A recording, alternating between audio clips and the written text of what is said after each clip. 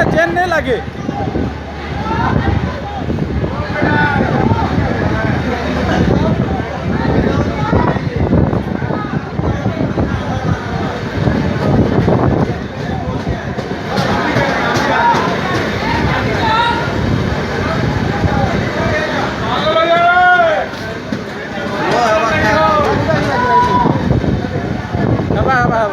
अरे तो ठीक है आगो तो बोल दो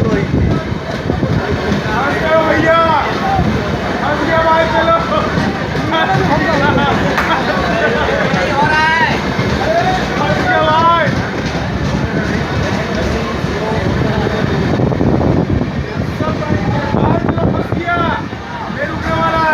मत बोलो, ऐसा मत बोलो। आ जाएगा।